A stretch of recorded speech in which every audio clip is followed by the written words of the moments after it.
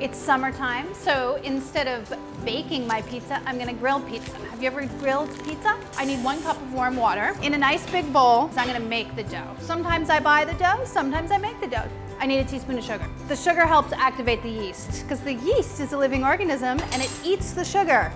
Did you know that? So you need 1 package. Stir it up, just dissolve the sugar and then sprinkle in the yeast, active dry yeast, and let it sit for about 5 minutes. You could just start adding your flour now, but this is a safety measure. See how it's starting to foam?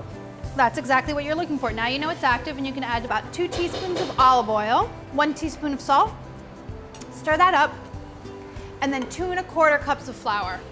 Stir in the flour. It's gonna make a really wet dough. Don't be afraid. It can be a little scary, right? Oh, that doesn't look like dough. Don't worry about it.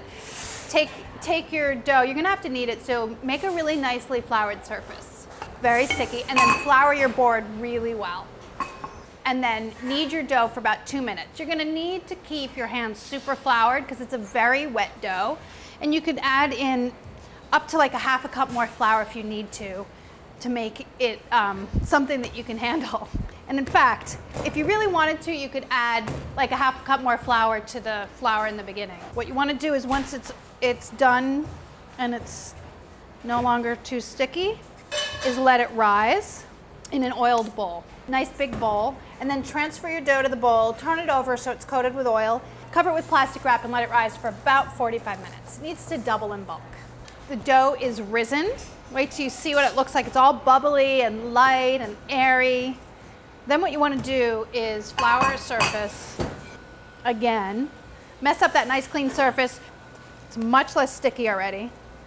Put your dough right onto the surface and then cut it into 4 pieces, and then you need to let it rest again.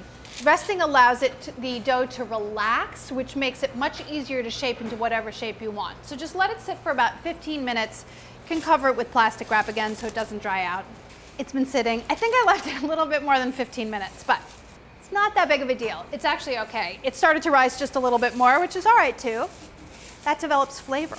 You need something to transfer the dough once it's shaped onto the grill. So I'm gonna use the back of a baking sheet and then take 1 piece of dough, keep the rest covered, and stretch it into a 10-inch oval, approximately.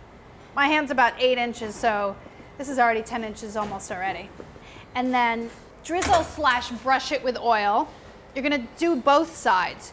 What you do with the grilled pizza is you cook the dough first and then you put the toppings on at the very last minute. So you oil this side and you put it down on the grill, you oil the other side, you know, you'll see.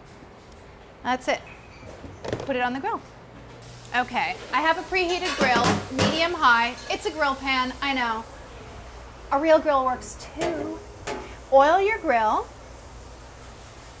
and then carefully take your pizza and transfer it oiled side down to the grill. Aha, it got a little hole, which is a little kind of terrifying. I guess it's not the worst thing in the world. Then just oil this also, second side. Cooks really fast. Just give it a couple more seconds. Turn it over. I oiled the second side. Look, what do you think about that? Amazing! Tomato sauce, any kind that you like. Here's where you can get creative. Any kind of toppings that you want, and then you can just tear the mozzarella if you want to.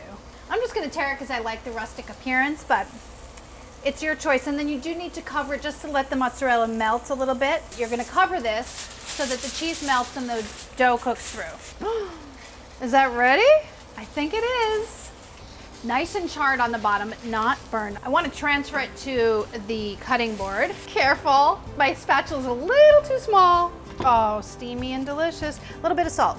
And then tear some basil on top, and you're good.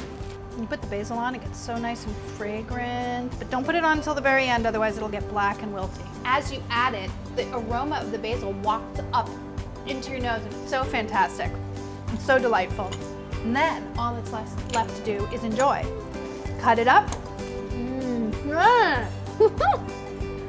Yay! It's like pizza from the best pizzeria, except you made it at home on your grill.